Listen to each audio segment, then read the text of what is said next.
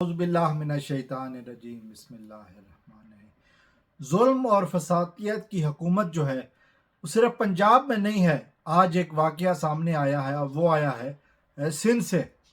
یہاں پر وہی کہانی رپیٹ ہو رہی ہے کہ جو پنجاب میں ہے، صرف یہ ہے کہ میڈیا اس کو رپورٹ نہیں کر رہا ہے۔ اور آج اس واقعے کی طرف روشنی ڈالنے سے پہلے میں گزارش کروں گا کہ اگر آپ نے میرا چینل سبسکرائب نہیں کیا تو آپ سے التماس ہے کہ میرا چینل سبسکرائب کر لیں، اور اگر آپ فیس بک پر دیکھ رہے ہیں تو میرے پیج کو لائک کر لیں۔ ہم نے دیکھا پنجاب میں جس طرح حکومت کی جا رہی ہے، نگران حکومت، غیر قانونی نگران حکومت اور کمپنی سرکار نے جو کچھ ظلم کیا ہوا ہے کہ لوگوں کے گھروں میں پولیس بھیج دی جاتی ہے، لوگوں کی عزتوں کو پامال کیا جاتا ہے تاکہ لوگ عمران خان کی حمایت سے پیچھے ہو جائیں۔ اور اب واقعہ آ گیا ہے سندھ سے۔ ابھی 2 منٹ پہلے ہم نے ایک ویڈیو دیکھی، وہ ویڈیو تھی فہیم خان کی جن کا تعلق صوبہ سندھ سے۔ فہیم خان وہی سٹوری بیان کر رہے ہیں کہ جو پنجاب کے امیدوار بیان کرتے رہے۔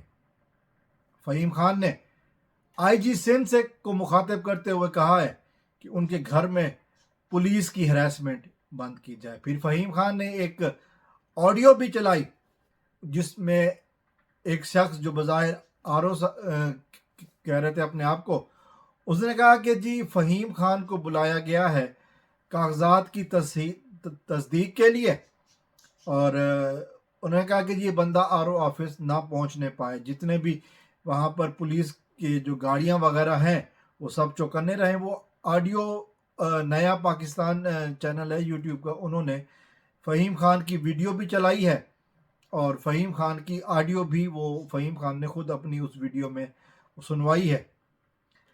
اب یہ ویڈیو آڈیو ان تک کیسے پہنچی اور اس کے علاوہ ان کے گھر پر جو پولیس کے بار بار ریڈ ہو رہے تھے اس کا بھی انہوں نے ذکر کیا، اور ایک ایویڈنس کے طور پر ایک ویڈیو بھی چلائی ہے جو پولیس والے ان کے گھر پر پہنچے ہوئے ہیں۔